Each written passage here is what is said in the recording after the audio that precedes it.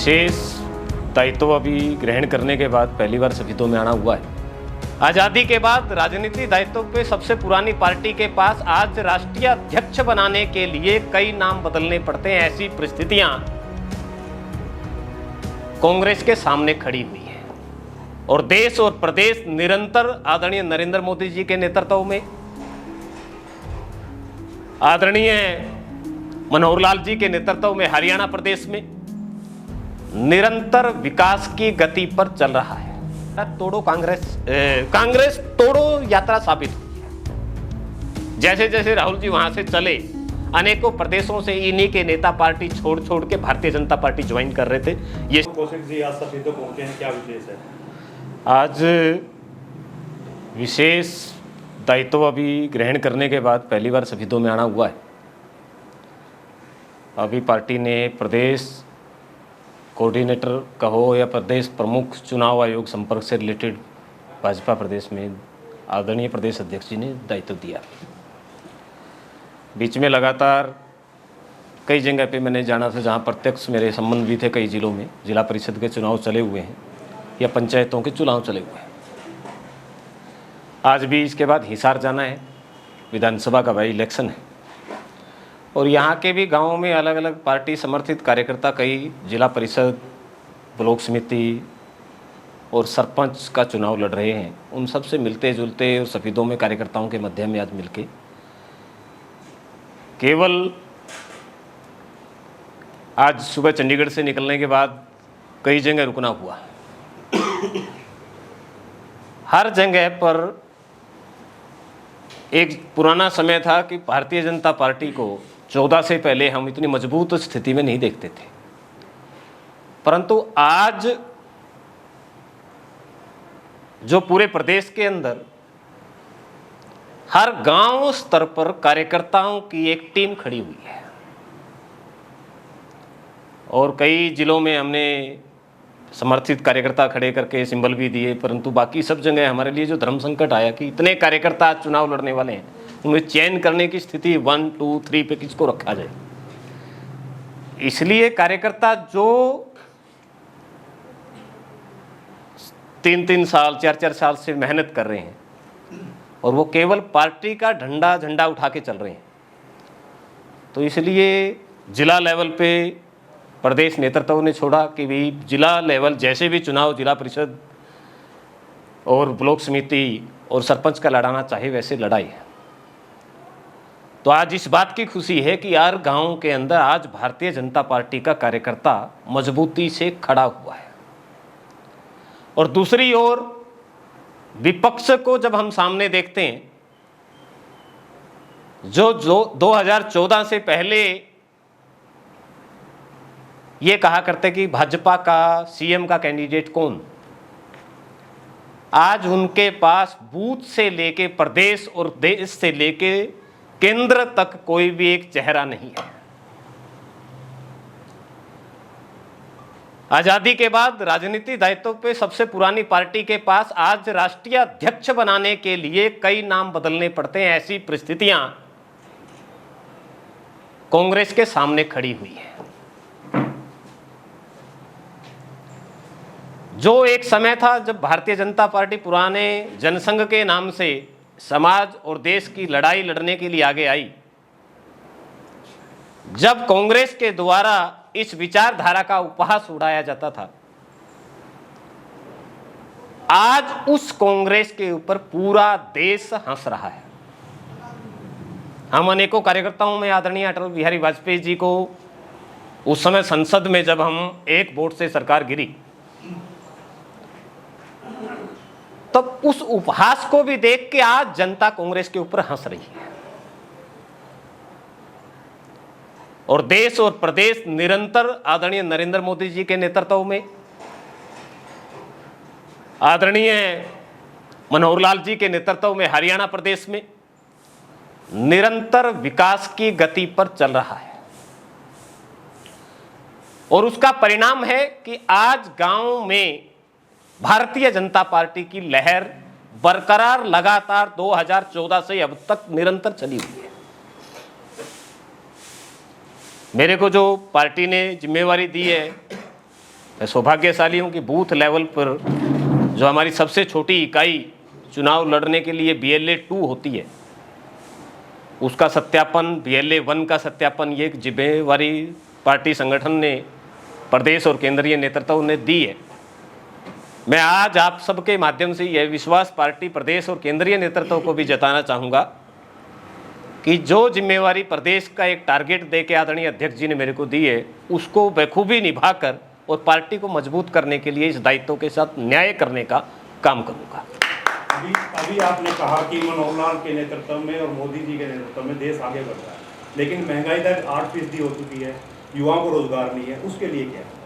पिछले 2014 से पहले जब हुड्डा साहब 10 साल लगातार प्रदेश के मुख्यमंत्री रहे, उस सारे 10 साल के कार्यकाल में इस प्रदेश को केवल 16,500 के आसपास नौकरियां देने का 10 साल में काम हुआ था। और जब एड हर टीवी पे आती थी, नंबर 1 हरियाणा, आप सबने देखी। परंतु आदरणीय मनोहर लाल जी के नेतृत्व में इस 8 साल के अंदर हमने 70,000 से ज्यादा रोजगार हरियाणा प्रदेश के युवाओं को देने का काम यदि किसी सरकार ने किया तो मनोहर लाल जी की सरकार ने किया है। किसानों के उत्थान के लिए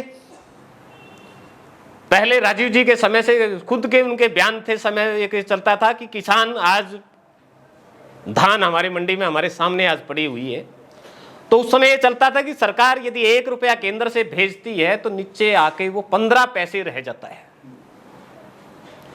आज आदरणीय नरेंद्र मोदी जी ने कल ही किसान सम्मान निधि का बटन वहां से दबाया है और हजारों लाखों किसानों के खाते में डायरेक्ट जो 2-2 हजार की किस्त साल में 3-4 बार जो आती है, वो डायरेक्ट आज किसान के हक में आती है। ये बात हम डंके की चोट पे कह सकते हैं कि भारतीय जनता पार्टी के शासन में हमने इसको करके दिखाया, लागू करके दिखाया।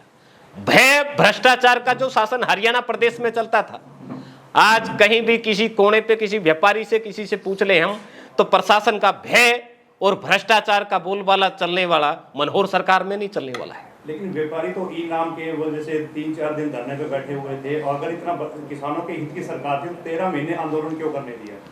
13 महीने जो आंदोलन रहा वो केवल और केवल राजनीतिक प्रायोजित षड्यंत्र था। किसानों के हक के लिए जो केंद्र सरकार ने कानून बनाए थे, आज जो भी लाभ, मैं यदि व्यक्तिगत मेरे कहना चाहूंगा कि जो लाभ किसान को और ज्यादा मिलना चाहिए था, यदि वो तीनों कानून लागू होते तो आज भी मेरा मत है कि उससे ज्यादा कहीं हम लेते, परंतु वो केवल राजनीतिक षड्यंत्र था, प्रायोजित षड्यंत्र था। आज उस समय के नेताओं ने कहा था कि हम ये कर देंगे, वो कर देंगे, ये हो जाएगा। आज उनकी स्थिति पंजाब के चुनाव में शून्य थी। उत्तर प्रदेश के एक बहुत बड़े नेता निकल के आए, उन्होंने कहा हम ये कर देंगे, किसानों के नाम पे ये कर देंगे, ये कर देंगे। आज उसकी वहां की जनमत यदि करा लिया जाए, उसकी विधानसभा के अंदर उनकी स्थिति शून्य है। तो ये केवल वाहवाही लूटने का षड्यंत्र था, इसके अलावा कुछ नहीं था। विपक्ष के नाम पर आपने कटाक्ष किया कि उनके पास चेहरा नहीं होता है और उनका बिल्कुल डामाडोल स्थिति है, लेकिन अगर आदमपुर उपचुनाव की बात करें तो आप लोगों ने भी तो पैराशूट से उम्मीदवार उतारे। कई बार परिस्थितियां पैराशूट नहीं कहती। पैराशूट जब होता है कि चुनाव घोषित हो जाए और उसके बाद किसी कैंडिडेट को बगैर जानकारी के उतार दिया जाए। ईडी का डर दिखा कुलदीप? बिल्कुल भी नहीं। ईडी का डर तो उनको है जिन्होंने चोरी की है, जिसने चोरी नहीं की उसको डर क्या है? एक समय वो भी था, प्रदेश के मुख्यमंत्री गुजरात के होते हुए आदरणीय मोदी जी को 7-7 घंटे लगातार सीबीआई ने बैठा के रखा हुआ था, क्योंकि वो पाक साफ व्यक्ति था। उसने अपने पूरे बयान और पूरे उनका सामना किया और सारी सच्चाई सामने लाई। एक तरफ ये है कि चोर पकड़ा जाता है, कोठी से चलता है, लाखों की भीड़ जैसे झलसे में बताता है कि कहीं मेरे को पकड़ ना ले, वहां पर धरना प्रदर्शन करना। दोनों परिस्थितियां चेंज है। सीबीआई का सामना जब नरेंद्र मोदी जी ने कहा, तब हमने ये नहीं कहा, हमने कहा कि हम न्याय की स्थिति में हर संभव सीबीआई की जो इंक्वायरी करनी उसमें मदद करेंगे। एक तरफ नरेंद्र मोदी जी थे और एक तरफ इनके युवराज जो आज 55 साल के 60 साल के हो गए हैं, आज भी इनके युवराज है, वो डरे सहमे हुए हैं। इसलिए जो भय और भ्रष्टाचार, उसी के अंदर भय आएगा जो भ्रष्टाचार में संलिप्त होगा। यदि ये पाक साफ होंगे तो इन्होंने ईडी का साथ देना चाहिए और अपने जितने बयान हैं, जितने सबूत हैं, इन्होंने अपने पेश करने चाहिए। साक्ष्य में यदि सत्य होंगे तो डर कैसा? कांग्रेस आरोप लगा रहे हैं कि भारत जोड़ो यात्रा से भाजपा घबरा रही है, आप क्या मानते हैं? भारत जोड़ो यात्रा इनकी भारत तोड़ो कांग्रेस तोड़ो यात्रा साबित हुई है। जैसे जैसे राहुल जी वहां से चले, अनेकों प्रदेशों से इन्हीं के नेता पार्टी छोड़ छोड़ के भारतीय जनता पार्टी ज्वाइन कर रहे थे। ये स्थिति भी आपने मीडिया के माध्यम से और सबके समक्ष आई है। आज कांग्रेस के केवल एक परिवार तक सीमित थी, इन्होंने पहली बार प्रयास कर रहे हैं कि आज इनका मत होना है कि वे अध्यक्ष अलग बनाया जाए। जो एक परिवार तक सीमित थी, वो देश और प्रदेश के बारे में कैसे सोच सकती है? वहां केवल सोनिया को और राहुल को खुश करने के लिए पार्टी का काम करना है, यहां पर भारत माता की जय के लिए पार्टी का काम करना है। यह भिन्नता भारतीय जनता पार्टी और कांग्रेस और अन्य दलों में है। चुनाव के समय राष्ट्रवाद और भारत माता की जय आ जाती है, लेकिन उसके दौरान 28 कंपनियां सेल कर चुकी है भाजपा, उसको लेकर क्या है? भारतीय जनता पार्टी का जिस दिन जनसंघ के नाम से गठन हुआ था और आज तक भारत माता की यशस्वी गान के लिए, भारत को विश्व की पावर बनाने के लिए हमारा दृढ़ संकल्प है। उसी पे भाजपा चली हुई है, उससे एक क्षण भी दाएं बाएं नहीं। आरएसएस के कार्यालय पर तिरंगा झंडा लहराया नहीं जाता, ये केवल मनगढ़ंत बात है। मैं राष्ट्रीय स्वयंसेवक संघ का एक स्वयंसेवक हूँ। जिस दिन से मैं स्वयंसेवक बना हूँ तब से लेके आज तक, या मैंने पूर्णकालिक जीवन भी एक जिया संगठन में, तो ये बात मैं डंके की चोट पे कह सकता हूँ कि पहले दिन से और आज तक हर कार्यालय पर, हर स्थिति पर संघ का स्वयंसेवक, एक सामान्य बड़े दायित्व वाले तो बात की बात है, हर कोई व्यक्ति तिरंगे की आन बान शान के लिए जीता है। आदमपुर उपचुनाव के अंदर जितने भी चेहरे खड़े हुए हैं वो सभी का नाता कांग्रेस पार्टी से रहा है। ऐसे में भाजपा जीतेगी या कांग्रेस पार्टी?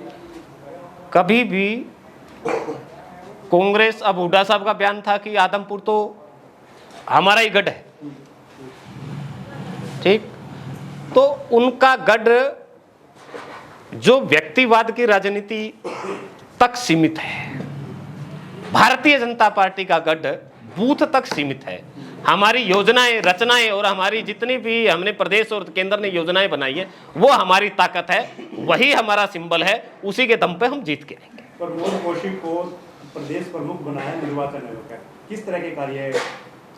इसके अंदर बूथ BLA 2, BLA 1, जैसे विधानसभा के ऊपर एक BLA 1 होता है, जो सत्यापन का कैंडिडेट उस समय जब चुनाव होता है उस समय वो सत्यापन का कार्य करता है, बट उन सब कार्यकर्ताओं का सत्यापन चुनाव आयोग के अंदर हो। एक BLA 2 यदि हमारे गांव के अंदर 5 बूथ हैं तो 5 बूथ का BLA 2 बन के चुनाव में तो ये प्रक्रिया चलती है, हर पार्टी करती है, परंतु भारतीय जनता पार्टी इस काम को लगातार हर समय हर स्थिति में करती रहती है। तो उन कार्यकर्ताओं का सत्यापन चुनाव आयोग में करवाना, ये इस जिम्मेवारी का काम है। सफेदों वासियों को क्या संदेश? सफेदों वासियों से मेरा यही एक निवेदन है कि अब जो भाईचारे का चुनाव आपके गांव के अंदर हो रहा है, इसको हम सौहार्दपूर्ण उत्सव के रूप में मनाएंगे। पंचायत का चुनाव ये हमारे गांव के विकास के लिए एक निर्णय और चर्चा करने का चुनाव होता है। हम आपस में सौहार्द बना के और अच्छे पढ़े लिखे योग्य व्यक्तियों को चुनकर हम अपनी गांव की पंचायत में, जिला परिषद में और ब्लॉक समिति में चुन के लाएं, ताकि इस सफेदों के 72 गांव के अंदर उनके जो सरदार चुने जाएंगे, गांव के सरपंच चुने जाएंगे, वो ऐसे योग्य व्यक्ति हों जो जाकर, जैसा आज प्रदेश में मुख्यमंत्री बैठा है कि यदि विकास करने वाला कोई भी व्यक्ति, गांव का एक सरपंच भी यदि जाएगा, कई बार मुख्यमंत्री जी ने ये कहा भी है कि यदि गांव की विकास की नीयत को लेके कोई व्यक्ति मेरे पास आएगा, चाहे वो विपक्ष का भी क्यों ना हो, मैं उसके भी काम विकास के करूंगा। और मैं यही निवेदन करता हूं कि पूरे विधानसभा से कि अच्छे, सजग और योग्य उम्मीदवारों को जिताकर, जो आपके गांव के विकास की चिंता कर सके, उनको जिताकर ही सरपंच और ब्लॉक समिति मेंबर और आपका जिला परिषद सदस्य बना के चुन के दें। बहुत बहुत धन्यवाद।